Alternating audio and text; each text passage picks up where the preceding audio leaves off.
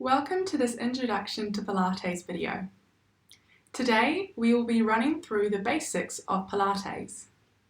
We will explain the importance of and the muscles that make up your deep core. We will go through one useful exercise to find and activate your pelvic floor. We will run through how to find the optimal posture in Pilates and then finish with some basic Pilates exercises for you to try at home. Let's begin. Pilates is a body conditioning method that builds strength from inside out. It strengthens your mind and body, improves posture, flexibility, control of movement, and breathing.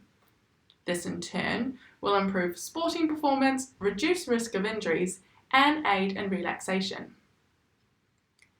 One of the main focuses of Pilates is your deep core. The deep core, or center of your body, is made up of the diaphragm, deep abdominals, transverse abdominis, and the pelvic floor. These muscles are arranged like a cylinder and all work to stabilize your spine. They act in unison as the powerhouse to help control all the movements of your trunk, arms, and legs. We'll begin with the diaphragm. The diaphragm is the big muscle we use to breathe with.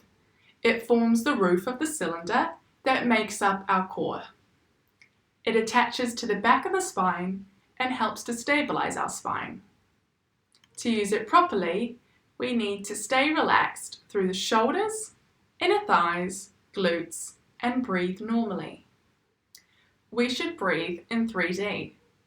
Our stomach should rise and we should grow wide through our lower ribs as we breathe in, and the stomach should fall and ribs come back in as we breathe out. Now we will move on to our deep abdominals. Our transverse abdominis muscle is the deepest of our abdominal muscles, which wraps from the back of the spine, around the sides of the trunk, across the front, and then back to the spine. Much like an old-fashioned corset, creating walls to our cylinder core. When this muscle engages, it acts to support the spine and pelvis, limiting the amount of shearing forces in the back and thereby relieving back pain and creating a stable base for your body to move from. Finally, the pelvic floor. The pelvic floor is the base of our cylinder core. When it engages, it causes activation of your deep abdominals as well. Now we will run through a useful exercise for finding and activating your pelvic floor. The pebble exercise for pelvic floor. To activate the pelvic floor, imagine your pelvic floor is picking up a pebble that has been dropped into a pool of water, and the ripples have drifted away from the pebble. Gather up the ripples and lift the pebble. Hold as long as you can keep it lifted whilst breathing normally. As soon as it starts to sink or wobble, let it go. Wait for ripples to drift for 4 seconds before picking up the pebble again. Aim for 10 repetitions. You may begin by only being able to hold the pebble for a second or two. If you are able to hold for longer, that's great. But be honest with yourself. Only hold for as long as the pebble is still. The ripples moving away from the pebble is an equally important part of the exercise. To be able to fully allow the pelvic floor to relax and rest before beginning again is vital for its proper function. Quality is much more important than quantity. Try this exercise sitting quietly in an upright chair. If you can hold for 10 seconds, try the exercise standing. If you find it difficult, try lying on your back with your knees bent and feet on the floor.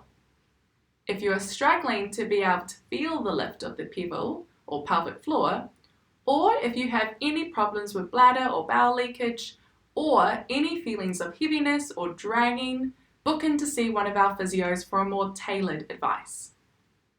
It is important to note, holding your breath makes you start to brace through your external abdominals, press down on the pelvic floor, and lose the system which stabilizes the spine. Remember to breathe normally. Take a look at this link for further guidance. Now we will move on to Pilates posture. In Pilates, we need the core to function effectively, and we achieve this by concentrating on optimal posture. Think about posture from the ground up. Our feet should be hip width apart, even weight through each foot, and also through the front and back and sides of the foot. Knees should be soft but not bent. Ensure that your knees are over your ankles. Pelvis. The pelvis should be neutral. Find this by tipping the pelvis forward and backwards a few times until you find the midway position. Your pelvis should be over your ankles and your rib cage on top of your pelvis. Shoulders. Think about being wide through the collarbones. Neck. Reach tall through the back of the neck and crown of the head. Alternatively, imagine a plumb line running from your earlobe to the ground, running through your shoulder, hip, knee, and ankle. When lying on the mat, find the neutral position by bending your knees and tipping the pelvis forwards and backwards a few times to find the midway position. Finally, we will now run through some basic Pilates exercises for you to try at home. All of these exercises have the same starting position. Lie on your back, knees bent up to where they feel comfortable, your back in neutral, chin tucked in with your neck long, shoulders drawn back and down, and breathing comfortably into your abdominal area, otherwise known as diaphragmatic breathing. The pelvic clock exercise. Start with your feet hip width apart.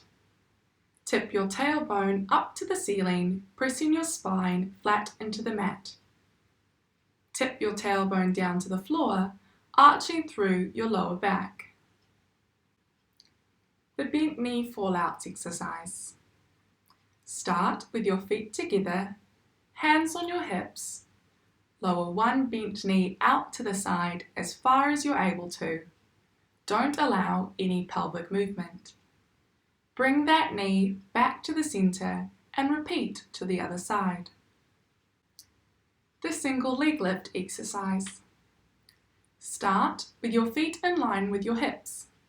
Lift one knee towards your chest, keeping your pelvis still. Lower the bent knee back down, touching your toes first, then your heels. Repeat, alternating legs. The overhead arms exercise. Start with your arms down by your side. Take your arms towards the ceiling, then overhead as far as you can without arching your spine. Return your arms to the starting position. The bridge exercise. Start with your feet hip width apart. Curl your tailbone up to the ceiling and peel up one vertebrae at a time. Hold for a breath at the top. Lower one vertebrae back down, starting at your ribs and finishing with your tailbone. Throughout all these exercises, your spine and pelvis should remain in neutral, diaphragmatic breathing maintained, and your deep core activated. This now concludes our Introduction to Pilates video. Should you have any questions around any of the topics we touched on in this video, or want confirmation that you are performing the exercises correctly, please feel free to book a one-on-one Pilates session with one of our knowledgeable physiotherapists. Should you want to progress or challenge yourself, or like the environment of a class setting, Physio Evolved runs weekly classes from our clinic.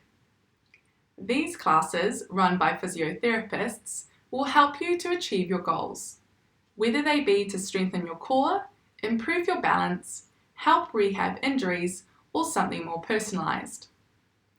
You can book one-on-one Pilates sessions and classes by calling us on 03 384 4766 or by visiting our website at www.physioevolved.co.nz. You can also email us at admin@physioevolved.co.nz or visit our clinic directly at 1/1063 Ferry Road, Ferrymead, Christchurch. We hope you found this video helpful and informative as you start out your Pilates journey.